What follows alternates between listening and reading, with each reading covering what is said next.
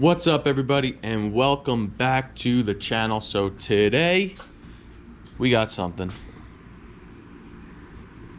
2011 Seadoo Challenger, 180, 255 horsepower, no power to it, comes with a poppy cover, and let's see, no idea on the hours. It is a freshwater only boat, which is awesome, but just looking at the hull, I mean, definitely has some dock rash. It might buff out, it might not, but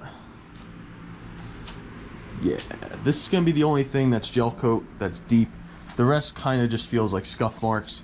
So what we're going to do, let's get this unwrapped, see what the inside looks like. All right, guys, we are unwrapped.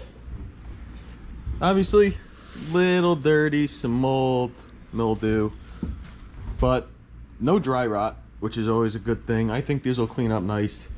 The only seat that's actually really ripped is the center one, which this is probably the only seat I can actually get from Jet Armor.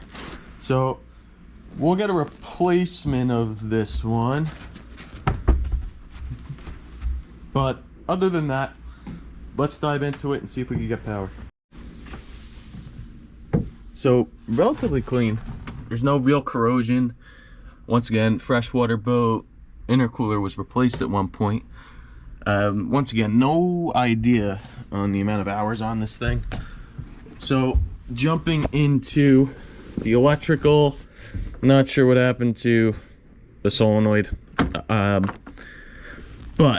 I did pop this off, and if you guys can see close, common on the Challengers where the bus bar melts. Not the bus bar, but the 30 amp fuse melts. So what we're gonna do is, and what I've done in the past, is actually made a new fuse block just to literally house the two 30s. And then that typically solves the issue. You just have to cut the wiring harness, and then I mount it like kind of directly next to it. All right, guys, I changed the relay for now. I have my jump back hooked up, battery switch on. That's a positive.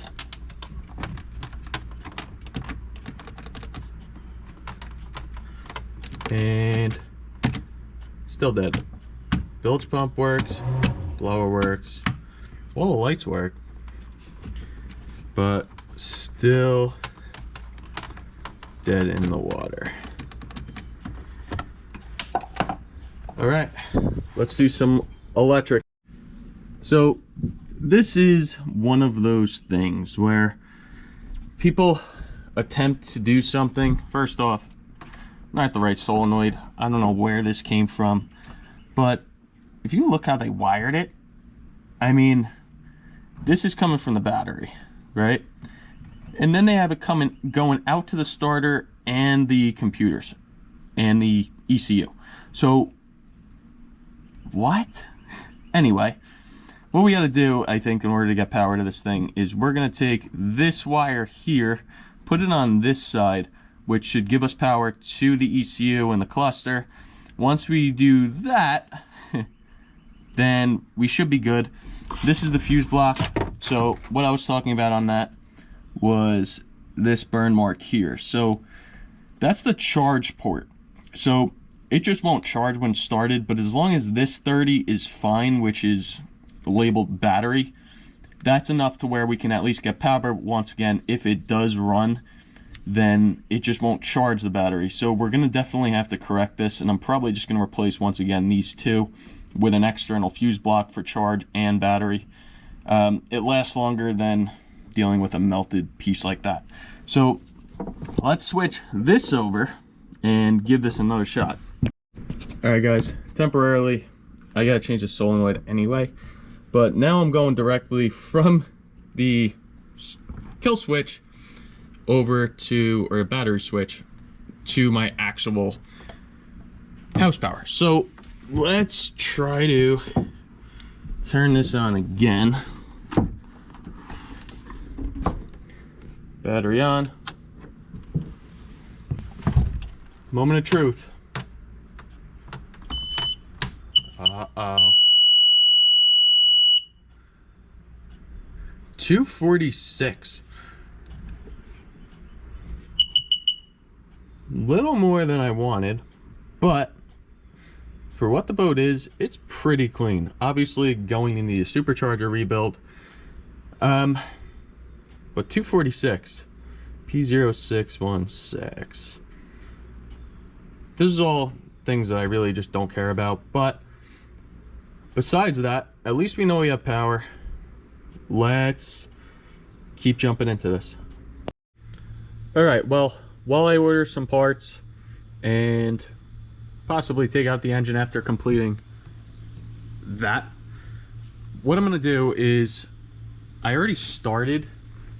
This seat actually looked like this seat. So what I'm using is Starbright stain remover, mildew, and also this. Fantastic with bleach. It eliminates mold and stains. So basically what I'm doing is starting with this.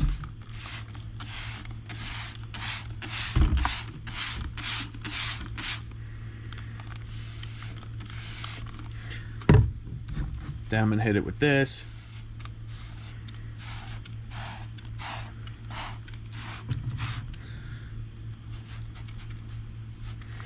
And we're gonna let this sit, and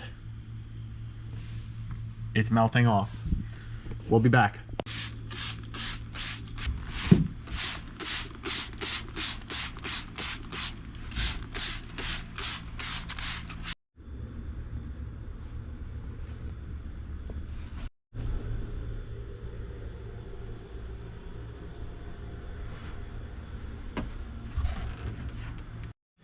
All right, so this is after one pass. All I did was wipe it down. So as you can tell, I mean, I kind of missed this seat that had stuff on it, but there's definitely a big difference. I mean, the biggest difference that you're gonna see is the front. So the front, that is pretty close. So a few more passes on this, and these should be in pretty good shape once it's done.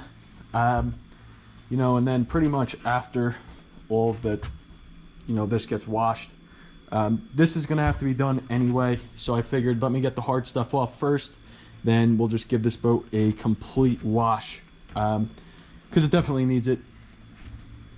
Yeah, so let's keep going.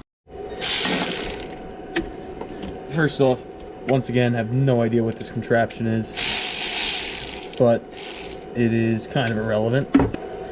That is not how a Seadoo solenoid looks.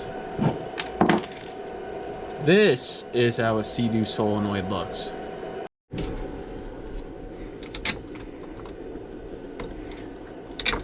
Guys, one thing to note when you are disconnecting a battery on any boat, make sure you pay attention how many grounds and power wires there are, because you wouldn't understand the amount of times people like come and they're like, oh, I changed the battery and, you know, it's stopped working. Well, did you hook up all the grounds? Yeah, I hooked up one. No, there's 3 more. So keep that in mind, guys. That's all I gotta say.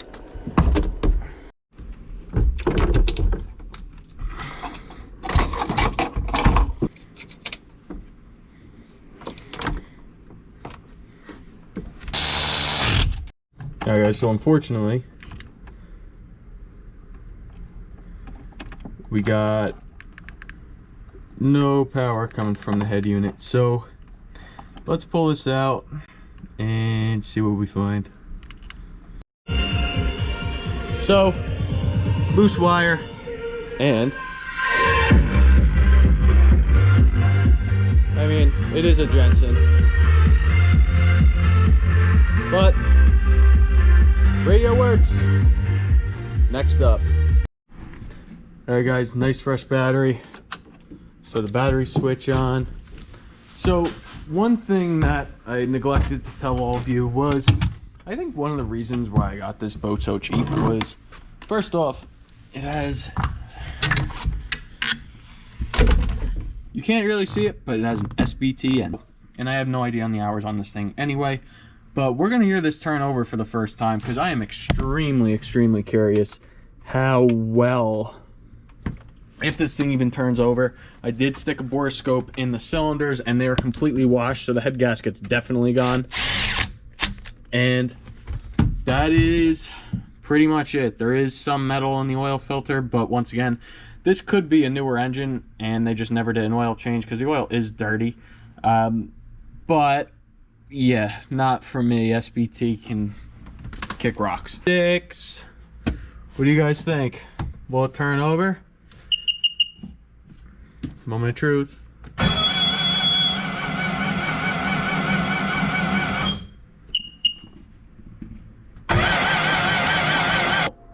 I want to know why this engine is spinning over so slowly without plugs. So yes, it needs a head gasket, typical SBT.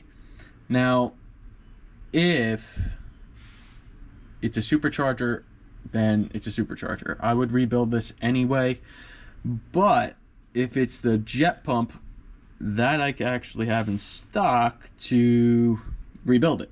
So let's take this just a little further and see if we can get this to turn over correctly.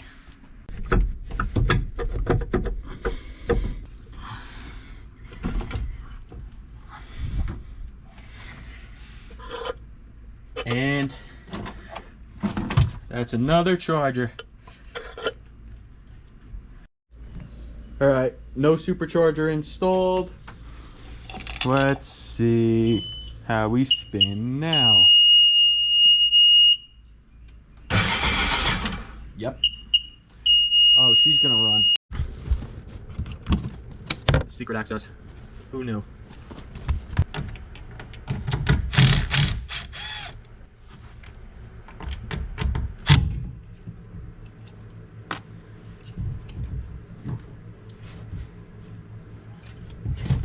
Positive is there's no rust and definitely old.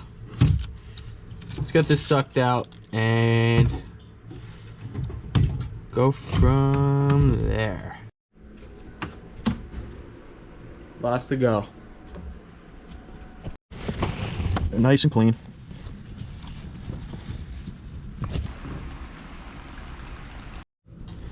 Alright guys, I think it's time to clean this baby. So just slowly stripping out, and got the Starbright hull cleaner kind of working its magic. So this one I kind of had sit for a while. Now I just started doing that and you could kind of say it's already starting to work. So by the time I get this kind of situated and the rest pulled out and spray everything, that should have been sitting for quite a while, so that should eat pretty much all the algae. But let's get this baby cleaned and see how well it looks at the end.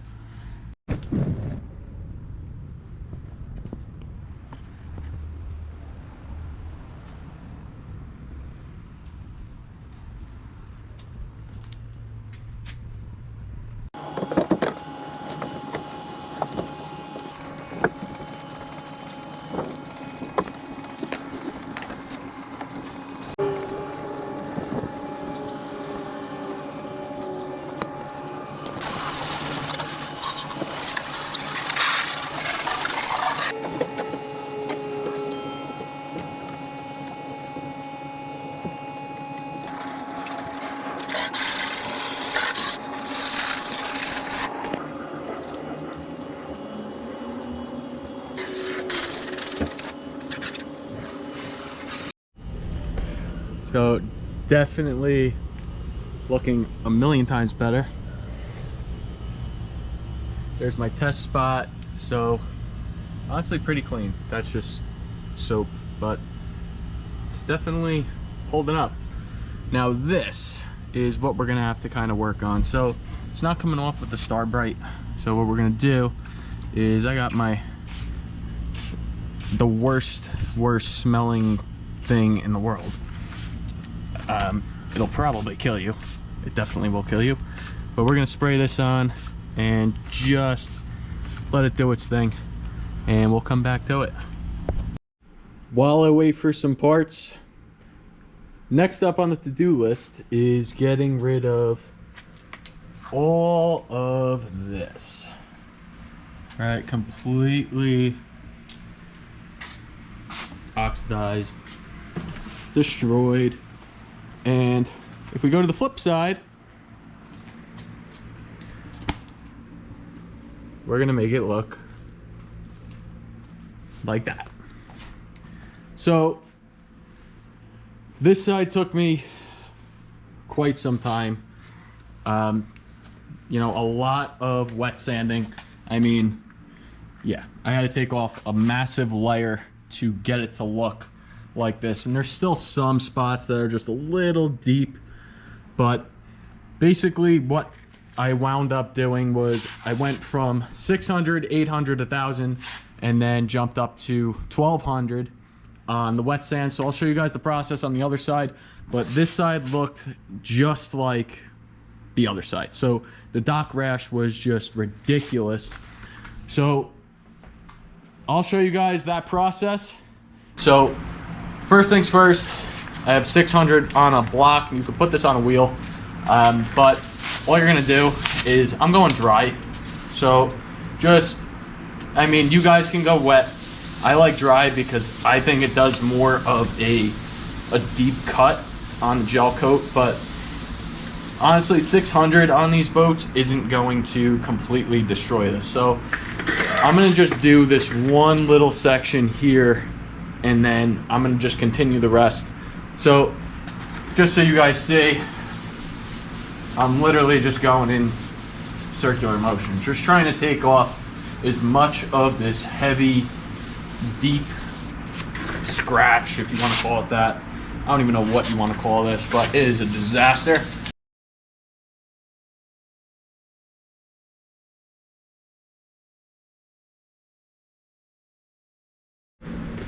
Alright guys, so now I have 800 on this wheel. Now I'm going to just literally hit everything I just did with 6. So I'm doing it dry again.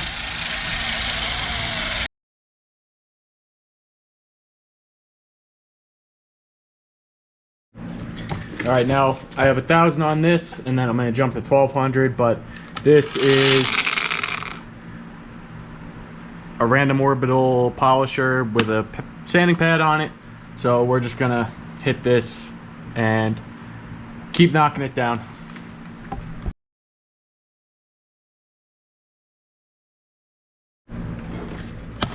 Alright guys, wool pad. So if you guys saw my last video, it kind of goes the same way. I'm just gonna spread it, hit it a little lightly. And then I usually crank it up because you want to develop heat. You want to try to take a layer off when you do a heavy compound, just like I'm doing. So I have this set to pretty much the highest speed, which is 6,000, I believe, on this.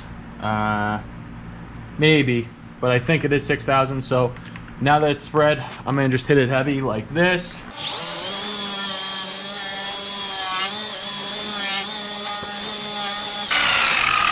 So this side may need one more pass on the compound. So I'm just gonna.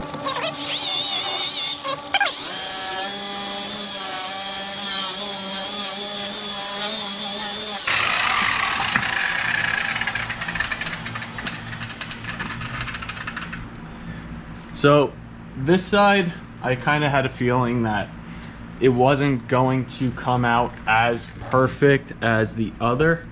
So obviously massive difference. I mean, no question.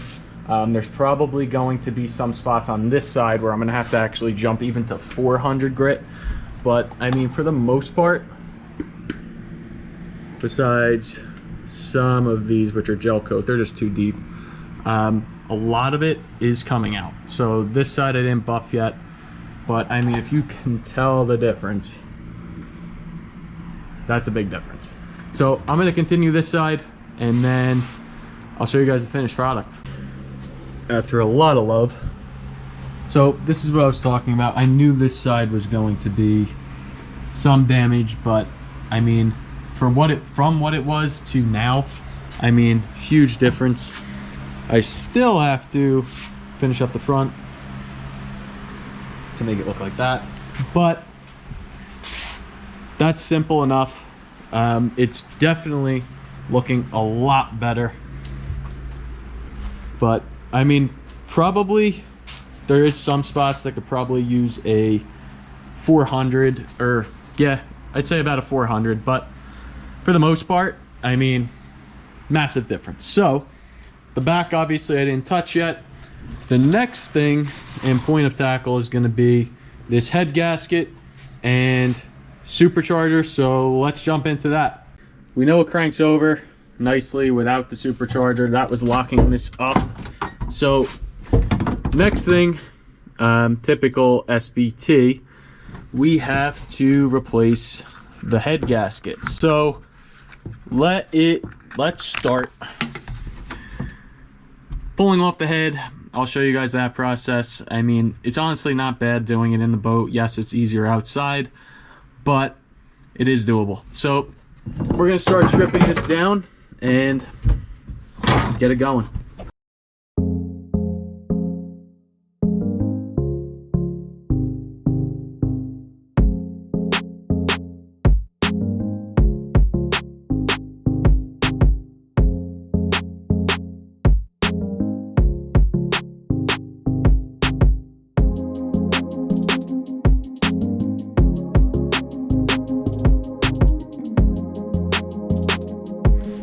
So now that we have our intake manifold off, pretty much, I mean, what we're gonna have to do is, our water box is removed basically because we had to access the supercharger to pull it out. So the next thing is we're gonna have to pull our coolant line, this hose, this connector, the PCV, and then what we're gonna have to do is pretty much remove the timing chain. So once we remove that, then it's just all of the E12 or E14, I can't remember. All of these, the two E8s that are underneath the cam gear, and then this whole thing pretty much pops right off. So let's keep it going.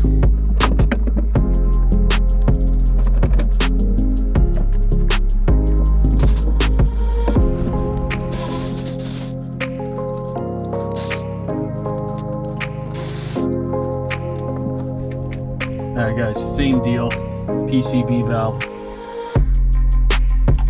Gotta watch out for that washer, otherwise it'll turn out like the last video.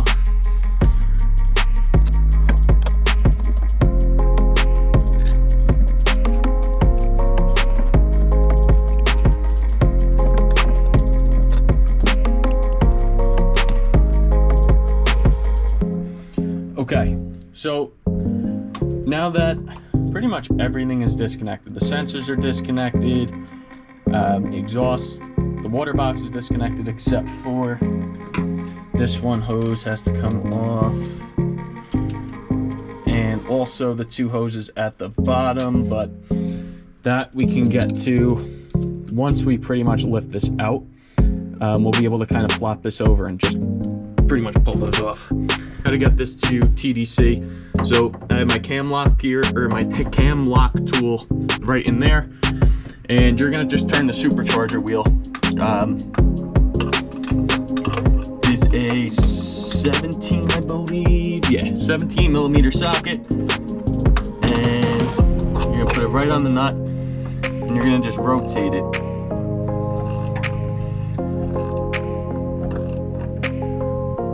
All right, so typical SBT motor, I'm locked in on the cam, but there is no markings on the cam gear cover, which when we pull it out, I'll show you guys, but there is no lines.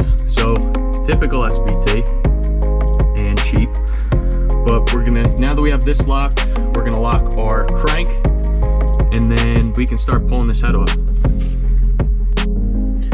All right guys, we have our crank lock in, we have our cam lock in, we have our chain tensioner out. So what we're gonna do now is we want to pull the chain guide. There we go. Okay, so chain guide out. So now we just have the Allen keys for the cam gear. So I'll show you guys that next.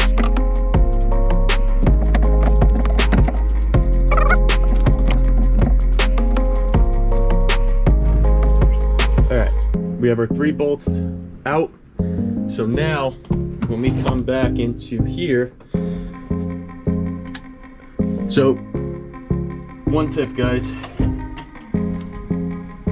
have a piece of wire ready or something, even if it's like an extension. And the reason why is because if this chain drops in, you're not going to be happy. And get the gear out.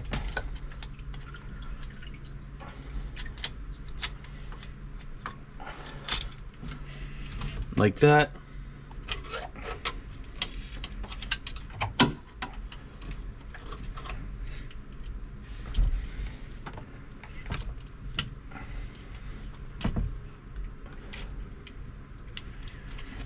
That way it's not going to fall down. So now that we have all of that done, we have our cam gear off. Now we just have to remove the 2 E8s there, and then all 8 of the main head bolts. And then this thing will pretty much lift out, minus the 2 exhaust manifold hoses, which once again, once we flip this over and once we get it out, you know, we'll be able to disconnect those.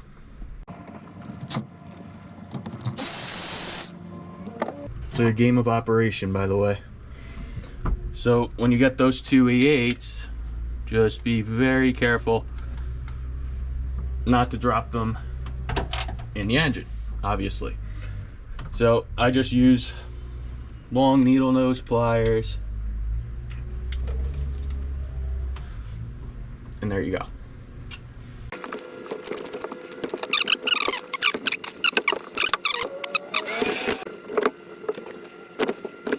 So, you know, it's great quality when you use so much copper paste that, you know, it pretty much floods the engine. But as you can see, the cylinder washed down, you know, when I stuck a borescope in, you can tell. So we're gonna get these gasket surfaces cleaned up. We're gonna check the head, and then we will get this thing back together. All right, the new head gasket on. This is what I'm talking about.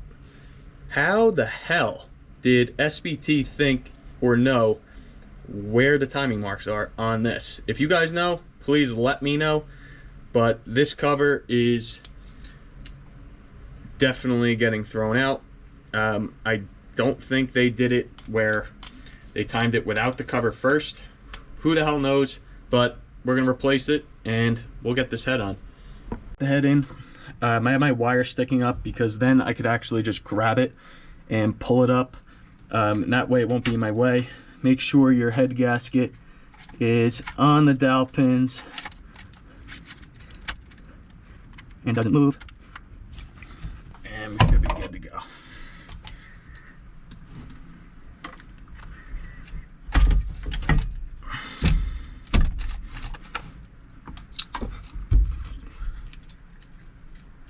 Then I can make sure I'm on the dowels. I'm just checking to make sure that it's flat, and it is. So now I can stick my hand in, and there we go. So just something to keep in mind. The wire, copper wire, definitely helps, or you can use anything. So now that we're landed, we can start putting in all of the head studs. Alright guys, now that we got our head down, we have brand new OEM head bolts. So the torque sequence is going to be 30 foot-pounds, 120 degrees, then 90 degrees. Let's do it.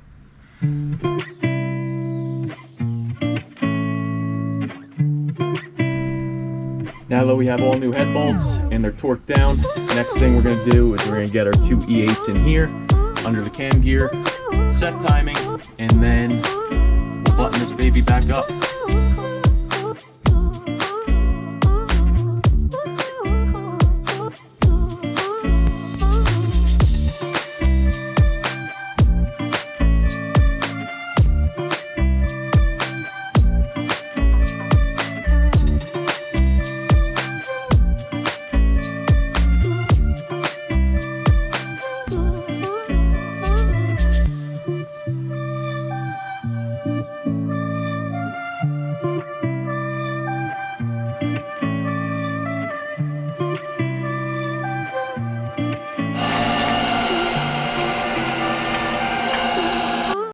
All right, guys, oil change, it's done.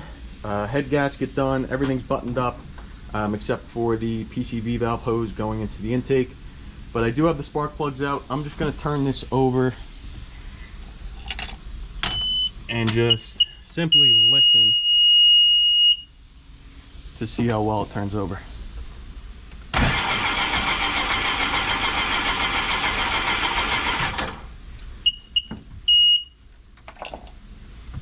Let's throw some plugs in and see if she fires. Moment of truth.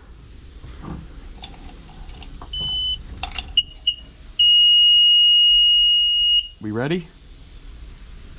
Let's do it.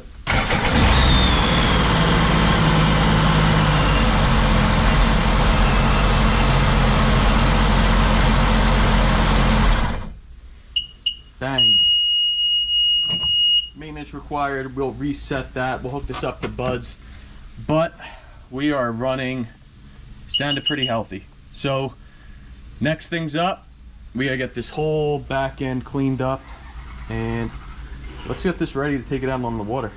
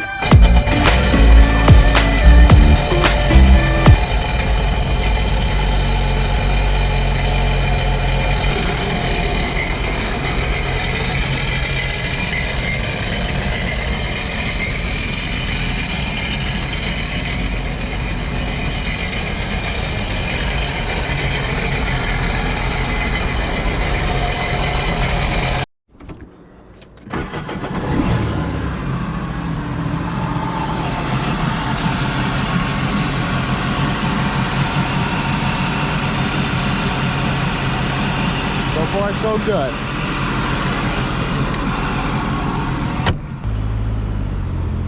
Never had a boat on this river before, so I don't really know what to do now.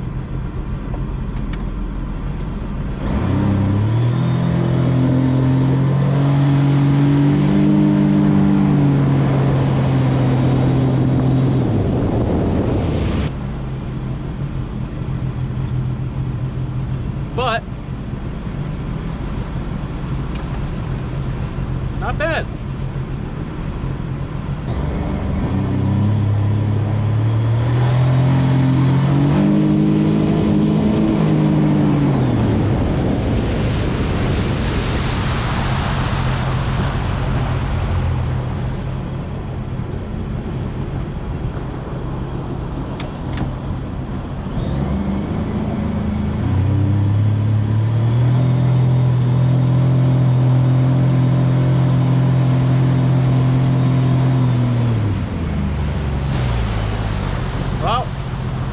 that's a wrap on the Seadoo Challenger. Let's get her back. All right, guys, that is a wrap on the Challenger 180, and I'd say it turned out pretty freaking good. So with that being said, the next thing we're going to be doing is that, and from a distance, that is a 2014 Scarab 195, and we'll get into that on the next video. But for you guys, let's jump into this bonus content. This is a 2010 Seadoo RXT X 260, and basically it has 200 hours, and the shop took it from someone local. Won't get into that one, but basically put an SBT engine in it, and now this is what happens. So everything pops up.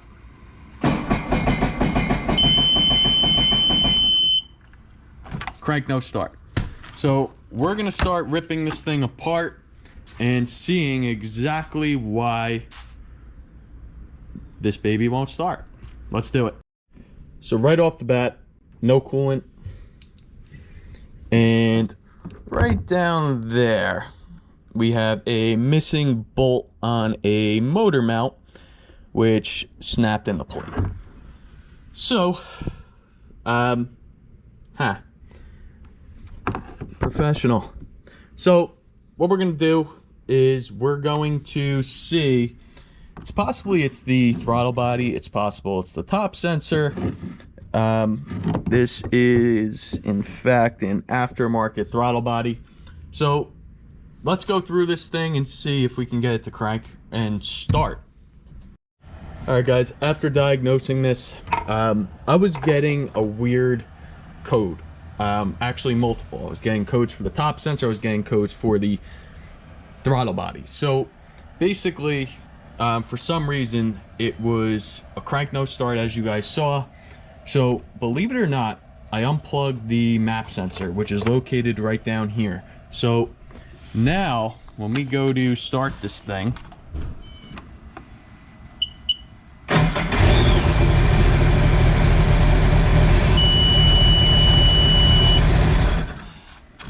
we are starting right up. So guys, I mean, when you guys get, you know, a crank no start, obviously you want to check the obvious. You want to make sure that it sounds healthy. You want to make sure your battery's charged, because that causes a lot of issues.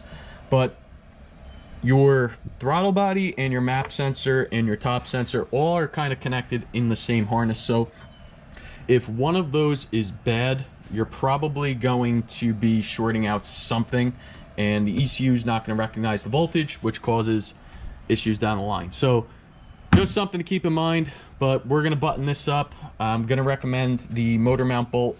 We are at no coolant in the reservoir, so we're probably going to have to add coolant. I don't know what type of coolant they used, so it may just be a complete coolant flush.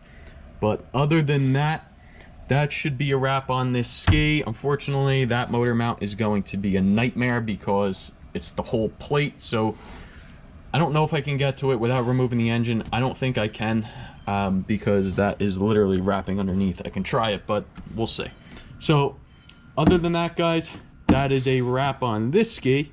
But I will see you guys on the 2014 Scarab 195 250, and we're going to jump into that next.